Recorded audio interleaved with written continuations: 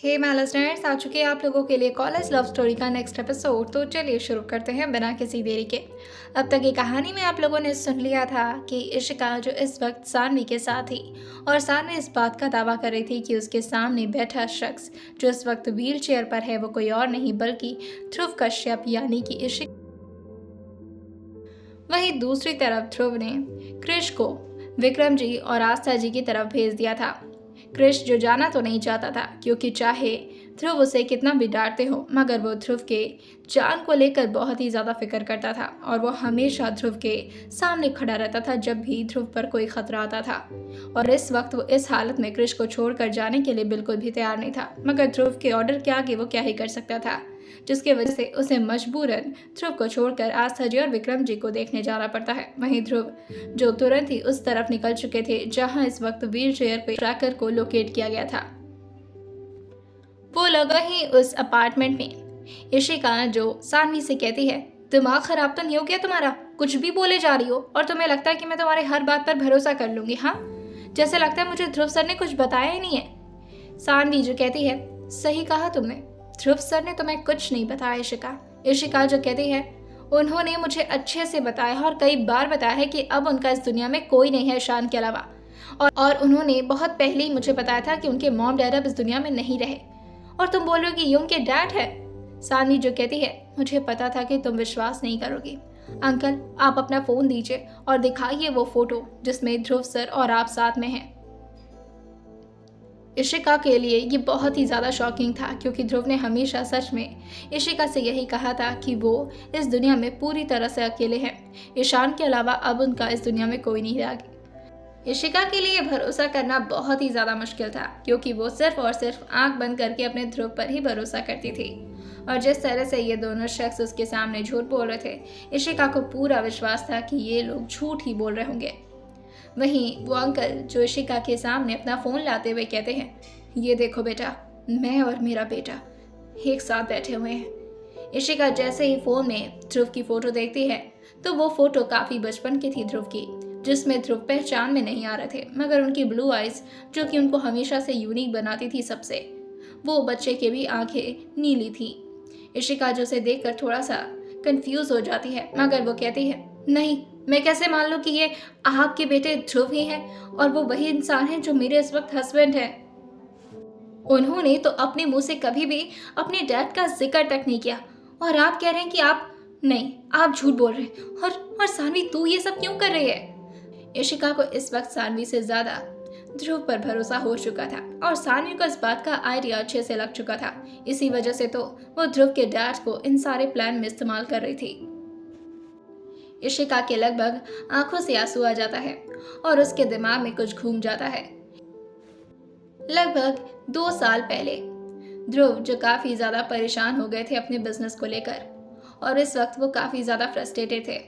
वो बार बार अपने फोरहेड पर अपनी उंगलियों से रब कर रहे थे। वहीं इशिका जो इस वक्त पढ़ाई कर रही थी, इशिका जो ध्रुव को इतना परेशान देखती है तो वो उन्हें अपने पास बुलाते हुए कहती है, परेशान लग रहे हैं आप, मेरे पास आइए।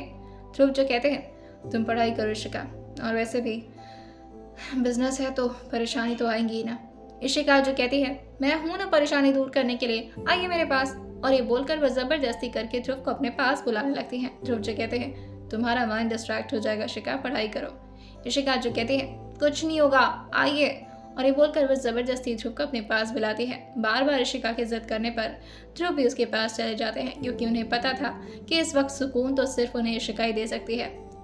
इशिका जो उनके सर को अपने लैप पर रखती है और उनके बालों को धीरे धीरे अपने हाथों से सहलाते हुए कहती है, अगर परेशान हुआ करे ना तो आ जाए करे मेरे पास। ध्रुव भी इशिका की कमर पर अपने हाथ को कसते हुए कहते हैं, thank you so much, really बहुत अच्छा लग रहा है। इशिका जो कहती है, अच्छा, और वो खुद को इशिका के पास एकदम छुपाने की कोशिश करने लगते हैं। इशिका जो कहती है, क्या कर रहे हैं आप? ध्रुव जो थोड़ा मुस्कुराते हुए कहते हैं, सुकून ढूंढ रहा हूँ अपना। इशिका जो कहती है, बहुत जल्द आपका बिजनेस फिर से अच्छे से रन करने लगेगा, आप परेशान मत होइए। ध्रुव जो कहते हैं, वो तो करने लगेगा, लेकिन फिलहाल मुझे कोई टेंशन नहीं है। सच में तुम्हारे हाथ में जादू है इशिका, ऐसा लग रहा है मैं अपनी माँ की गोद में हूँ। और ये बोलते बोलते उनके चेहरे की स्माइल एकदम से गायब हो जाती है और उनके चेहरे पर मायूसी छा जाती है। इशिका जिसे नोटिस कर लेती है। ध्रुव ने इस वक्त अपनी आंखें बंद की हुई थी।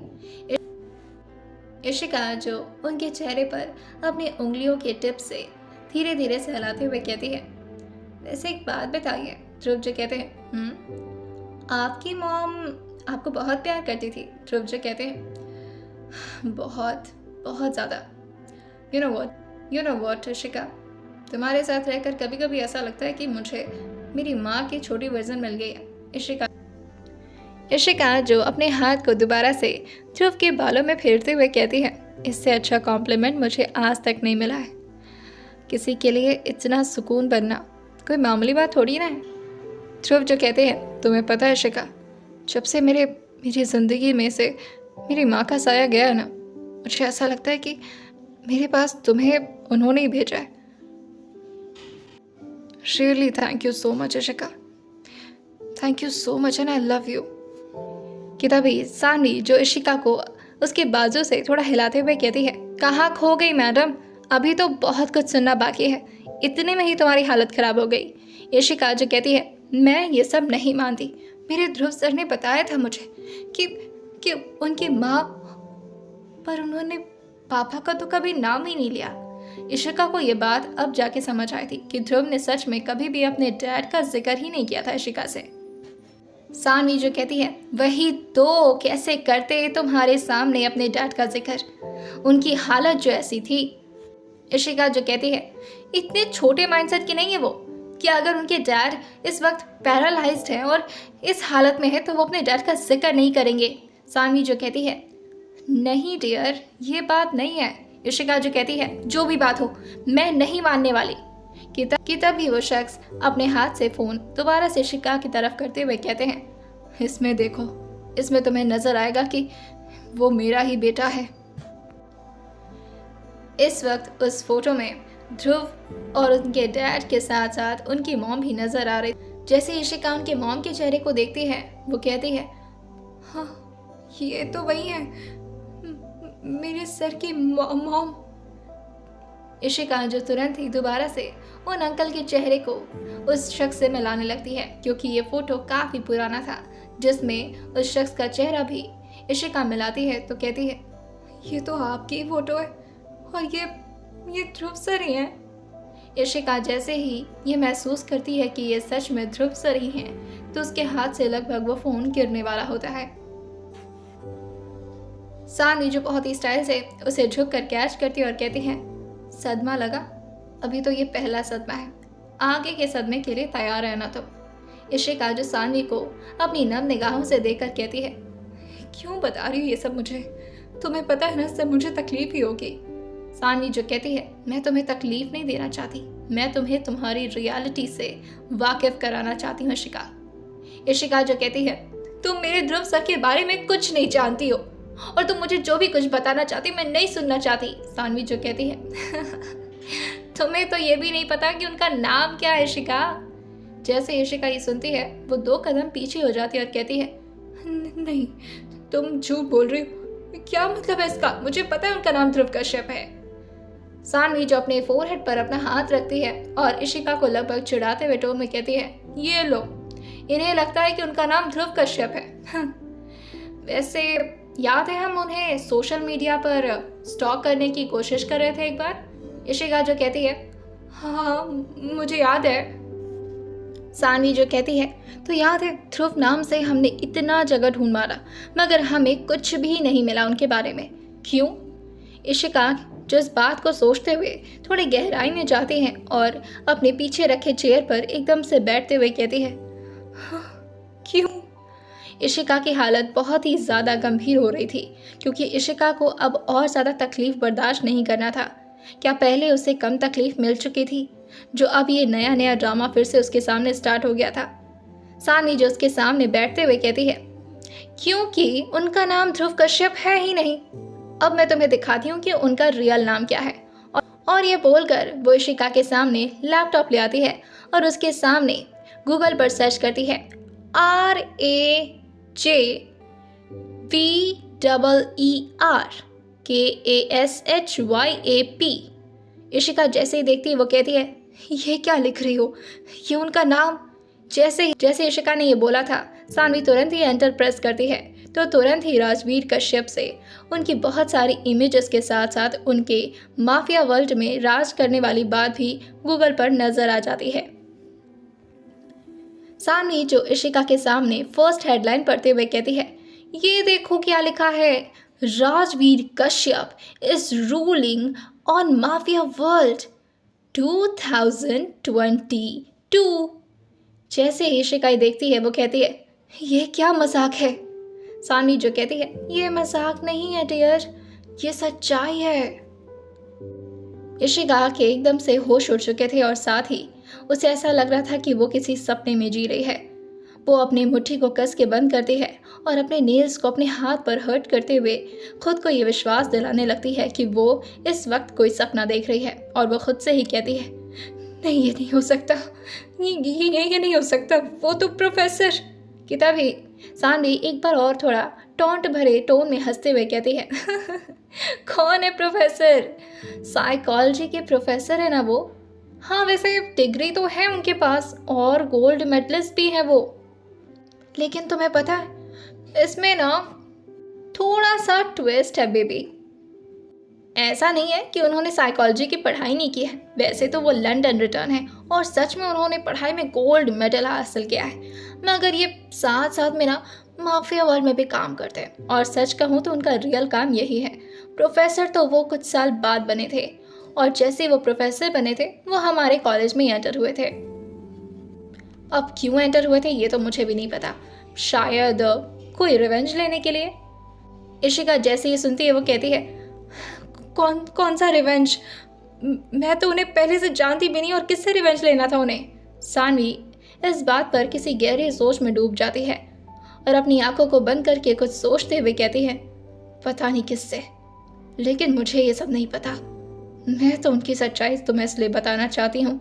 और ये आगे की बात वो मन में ही कहती है क्योंकि मैं उन्हें तड़पता हुआ देखना चाहती हूँ। वैसे तो आज तक मुझे सिर्फ राजवीर कश्यप को मारना था, लेकिन जब मुझे पता चला कि इशिका उनकी कमजोरी बन रही है, और तुम्हें तो मैं हमेशा से हर्ट करना चाहती थी इशिका। तुमने हमेशा सिर्फ और सिर्फ मुझे तकलीफ दी है। जब भी मैं कुछ करना चाहती थी उस बीच तुम आ जाती थी। मैंने रुआन को पसंद किया लेकिन उसने सिर्फ तुम्हें पसंद किया। तने भी सिर्फ तुम्हें ही पसंद करता था। पूरे क्लास पूरा कॉलेज सिर्फ तुम पर फोकस करता था। तुम्हारे पास वो सब कुछ था। आस्था आंटी जैसे प्यार करने वाली माँ, विक्रम अंकल जैसे अच्छे डैड, और मेरे पास कुछ नहीं था। मेरे माँ बाप तो उस माफिया इंसान की वजह से मारे गए। और ये सोच सोच कर ही सानवी की आंखें एकदम से भर आती हैं, लेकिन वो अब बहुत ही स्ट्रांग हो चुकी थी। इतने सालों में उसने खुद को पत्थर दिल बना लिया था। वो इशिका से कहती है, बेबी मैं तो सिर्फ ये चाहती हूँ कि तुम इस इंसान से बच कर रहो। और सच कहूँ तो मुझे नहीं पता कि वो तुमसे किस बात का रिवेंज ले रहे हैं। शायद इस बात का कि तुम्हारे डैड और श्रीकांत ओबेरॉय के बीच कोई रिश्ता था, इस वजह से। इशिका जो सानवी को कंफ्यूजन भरी निगाहों से देखकर कहती है, क्या मतलब? सानवी जो कहती है, अब देखो ना, श्रीकांत ओबेरॉय का बहुत पुराना दुश्मनी है ध्रुव सर से। तुम्हारे ध्रुव सर से। मेरे लिए तो वो राजवीर कश्यप ही हैं। सानवी जो कहती है, तुम्हें इस बारे में कैसे पता? सानवी जो इस बात पर कुछ याद करते हुए अपनी आंखें बंद करके सोचती है उस वक्त को जब मात्र एक 15 साल का लड़का जिसके पीछे कई लोग आ रहे थे और वो धड़धड़ाते हुए उनके घर में घुसकर सानवी के सामने ही उसके डैड को शूट कर देते हैं। सानवी जो तुरंत ही डर के छुप गई थी और वो सोफा के नीचे से अपने डैड को चीखता चिल्लाता सुन रही थी। सानवी के डैड भी उन्हीं 5 लोगों में से थे जिनकी वजह से ध्रुव के मॉम की डेथ हुई थी, और वो उन 5 शख्स को बहुत बेदर्दी से मारना चाहते थे। उस वक्त सानवी की उम्र मात्र 10 साल की थी और वो अपने डैड की इस दर्दनाक मौत को देख नहीं पाती।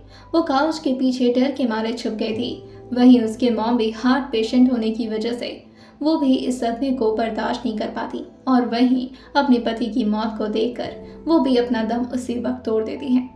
सानवी के लिए ये एक नाइटमेयर से कम नहीं था। जब उसके मॉम और उसके डैड दोनों ने एक साथ अपनी जान को 15 साल की उम्र के बच्चे की वजह से गंवा दिया। सानवी जो बहुत सालों से इसी दिन का इंतजार कर रही थी कि वो राजवीर कश्यप को कब अपने हाथों से मार पाए, मगर राजवीर कश्यप कह लो या ध्रुव कश्यप कह लो, दोनों ही शख्स बहुत ही स्ट्रांग थे।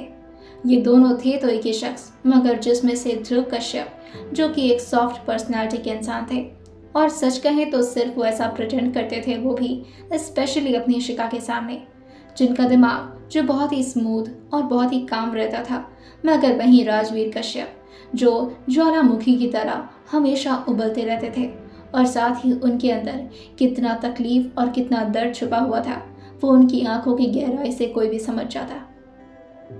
वो अपनी राजवीर कश्यप की पर्सनालिटी को सिर्फ अपनी मॉम के कहने की वजह से ही छुपा कर रखे हुए थे, क्योंकि उनकी मॉम ने उनसे वादा लिया था कि वो एक अच्छे इंसान बनेंगे, और ध्रुव ने भी अपनी मॉम को वादा दिया था कि वो बड़े होकर प्रोफेसर बनेंगे और जितना हो सकेगा वो उतने एजुकेशन को स्प्रेड करने की कोशिश करेंगे, क्योंकि अगर ये समाज पढ़ा लिखा होगा तो वो औरत की इज्जत करना समझेगा।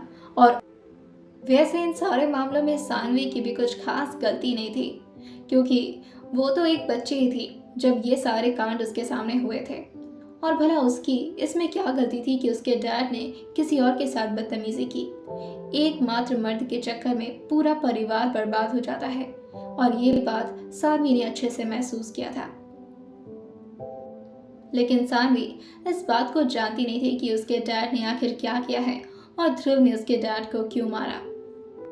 इशिका जो इन्हीं सारी बातों को सोच सोच कर पहले से ही बहुत ज्यादा कांप उठी थी कि तभी सानवी जो इशिका को एक और शॉकिंग न्यूज देते हुए कहती है, वैसे ये तो अभी कुछ भी नहीं है डियर, और ये बोलकर वो अपने लैपटॉप में एक वीडियो प्ले करने वाली होती है कि तभी वो इशिका के शोल्डर पर हाथ रखते हुए कहती है, मैं तुम्हें हिम्मत दे सकती हूँ इशिका, लेकिन रियलिटी दिखाना मेरा कर्तव्य है और मैं उसे ज़रूर करूँगी।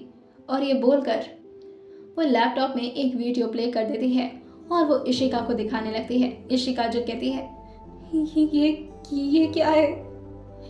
सानवी जो उस वीडियो को पॉज करते हुए कहती है, तुम्हें लगता है ना कि तुम्हारे ध्रुव सर बहुत अच्छे हैं, वैसे मुझे तो लगता है कि वो ज़रूर तुमसे बदला ले रहे हैं, शायद किसी बात का, मगर मुझे नहीं पता। इशिका जो कहती है, बदला बदला बदला, थक गई हूँ इन सब से, आखिर वो ऐसा क्यों करेंगे मेरे साथ और मुझसे क्यों बदला लेंगे वो, और तुम्हें लगता है ना कि वो मुझसे बदला ले सकते, मुझसे? तो तुम बहुत गलत हो सानवी। सानवी जो कहती है, अच्छा तो तुम्हें विश्वास नहीं हो रहा ना, और ये बोलकर वो भी अपनी आंखों को नम कर लेती है। वैसे वो ये सब कुछ सिर्फ नाटक में कर रही थी, और वो उस वीडियो को इशिका के सामने प्ले करते हुए कहती है, तो देखो इसे। इशिका जैसे अपनी नजरें लैपटॉप की स्क्रीन पर गड़ाती है, वो देखती है कि ध्रुव की गाड़ी जो बहुत ही स्पीड से आगे बढ़ती जा रही है। इशिका जो कहती है, ये तो, सानवी जो उसकी बात को कंप्लीट करते हुए कहती है, ध्रुव सर की गाड़ी है, राइट? इशिका जो कहती है, हाँ ये उनकी फेवरेट कार है, ये हमेशा मुझे इसी में घुमाने ले जाया करते थे। सानवी जो कहती है, आगे देखो तुम्हारी फेवरेट तुम्हारे हस्बैंड जी की फेवरेट कार से वो क्या कांड करने वाले हैं। इस वीडियो को देखती है जिसमें उसे नजर आता है कि उसके ठीक बगल एक दूसरी गाड़ी भी चल रही है, और फिर कैमरा दूसरी गाड़ी की तरफ घूम जाता है। ऐसा लग रहा था जैसे पीछे से ये सारे रिकॉर्डिंग कोई जानबूझकर कर रहा हो। ठीक से ये बिल्कुल भी पता नहीं चल रहा था कि आखिर दोनों गाड़ियों का ड्राइवर कौन है और अंदर कौन बैठा हुआ है। इशिका जो देखती है कि दूसरी गाड़ी तो किसी और की नहीं बल्कि उसके ही डैड की है, यानी विक्रम की। इशिका जो एकदम से कांप उठती है और कहती है, ये तो डैड की गाड़ी है। सानवी जो कहती है, हाँ इशिका ये अंकल जी की गाड़ी है। इशिका जो कहती है, हाँ पर ये कब का वीडियो है? सानवी जो कहती है, तुम बस देखो, बाकी की बातें बाद में पूछ लेना। जैसे ही इशिका उस पर नजर गड़ाए हुए देख ही रही थी कि तब तक वो देखती है कि जानबूझकर ध्रुव की गाड़ी ने विक्रम जी की गाड़ी को टक्कर मार दी। और विक्रम जी की गाड़ी का एक बहुत ही जोरदार एक्सीडेंट हो जाता है। इशिका ने यह देखा था कि उसकी सांसें जोर से बढ़ जाती और उसके कदम एकदम से लड़खड़ा गए थे। इशिका जो इस वक्त चेयर पर बैठी हुई थी, मगर उसकी पूरी शरीर इतना जोर से कांप रही थी कि वो चेयर भी हिल रहा था।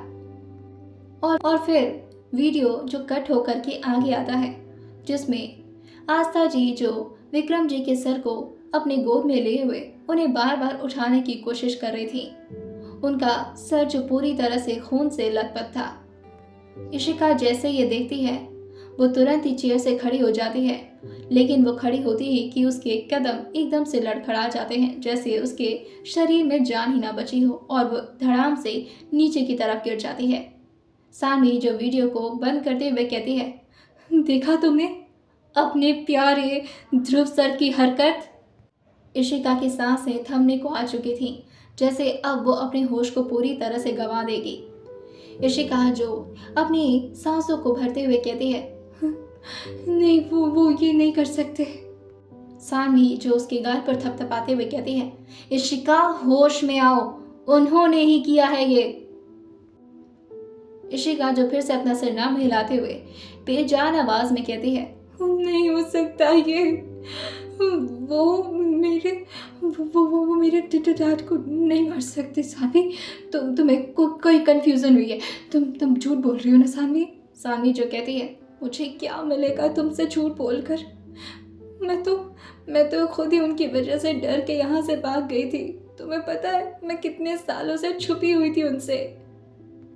इशिका जो कहती है, पर क्यों? सानवी जो कहती है, क्योंकि मुझे उनका सच पता था और वो मुझे ढूंढ रहे थे मारने के लिए। इशिका को अभी ये सारी बातें पर बिल्कुल भी भरोसा नहीं होता। सानवी के पास अब अपना आखिरी पत्ता बचा हुआ था, जिससे वो जैसे ही पलटती उसे पता था कि इशिका पूरी तरह से उसकी बातों पर भरोसा कर लेगी। वो एकदम से इशिका को छोड़ती है, जिससे इशिका पूरी तरह से डिसबैलेंस होकर के जमीन पर ही गिर जाती है।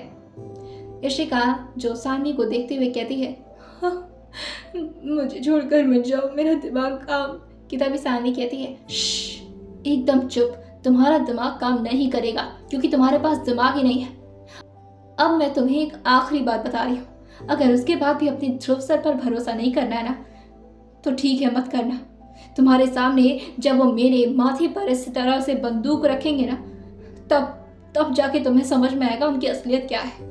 इशिका जो कहती है, भगवान के लिए मत बोलो ये सब, मैं मर जाऊंगी। सानवी जो कहती है, वैसे सच कहूँ ना तो ऐसे धोखेबाज इंसान के साथ रहने से बेहतर है कि तुम मर ही जाओ। और फिर वो व्हील चेयर पर बैठे अंकल को इशिका के सामने लाते हुए कहती है, आप खुद बताइए अंकल, आपकी हालत किसने की? वो अंकल जो ध्रुव के ही डैड थे, जो अपनी नम आंखों से और साथ ही अपनी भारी आवाज से कहते हैं, मेरे बेटे ने। उनकी हालत इस वक्त बहुत ही गंभीर थी। सानवी जो कहती है, अब क्या लग रहा है तुम्हें, क्या ये भी झूठ बोल रहे हैं? सारे के सारे सबूत उनके खिलाफ है और तुम अपनी मोहब्बत पर इतना अंधा विश्वास करके बैठी हुई हो। सानवी जो ये बहुत ही स्ट्रिक्ट टोन में बोली थी, मगर वो इशिका को सच्चाई दिखाना चाहती थी, इस वजह से उसने ये बोला था। इशिका ये बात सुनकर कहती है, आपको क्यों, आप तो उनके डैड है ना। उनके डैड जो कहते हैं, मुझे नहीं पता, लेकिन मैं तुम्हें एक बात बता दूं, मेरा बेटा वो एक साइको है। इशिका जैसे ही सुनती है, वो अपनी मुट्ठी में अपने कपड़े को कस के हुए एकदम से अपना सिर नाम हिलाने लगती है और वो कहती है, साइको नहीं है वो बहुत अच्छे इंसान है, मैंने देखा उनकी अच्छाई। सानवी जो कहती है, तो तुम्हें अभी भी विश्वास नहीं हुआ ना? तुम्हें विश्वास नहीं हुआ ना इशिका? मैंने अपनी जान पर खेल कर मैं यहाँ पर आई हूँ, तुम्हें कोई आइडिया भी है इसका? मैं नहीं चाहती कि तुम उनके हाथों मरो। वो एक साइको है इशिका, वो एक साइको। उसने इतना बोला ही था कि पीछे से दरवाजे पर एक जोरदार बंदूक की गोली की आवाज आती है, जिससे वो दरवाजा तुरंत ही अनलॉक हो जाता है। सानवी समझ चुकी थी कि आगे अब क्या होने वाला है, तो वो इशिका के हाथ में एक गन थमाते हुए कहती है, अब तुम्हारे ऊपर है सब कुछ, बाकी तुम खुद समझ जाना कि तुम्हें क्या करना है। इशिका इशिका जो कहती है, ये क्या दे रही हो तुम मुझे। इशिका ने कभी भी अपने हाथ में गन नहीं उठाई थी और इशिका को इन सारी चीज़ों से बहुत डर लगता था। सानवी जो कहती है, अगर मेरी जान की थोड़ी भी परवाह होगी ना तो तुम्हें समझ आ जाएगा कि तुम्हें इसका क्या करना है। इशिका, आइए जानते हैं क्या होने वाला है आने वाले एपिसोड में, और क्या इशिका जो सानवी की बात पर पूरी तरह से भरोसा कर लेगी, और क्या होगा आने वाले एपिसोड में, और कौन था वो शख्स जिसने इस तरह से दरवाज़ा खोलकर अंदर आने की कोशिश की थी। आइए जानते हैं इसे आने वाले एपिसोड में, और सुनते रहिए mister and Mrs psychologist college की प्यारी सी लव स्टोरी, सिर्फ और सिर्फ स्टोरी विद सौम्या के साथ।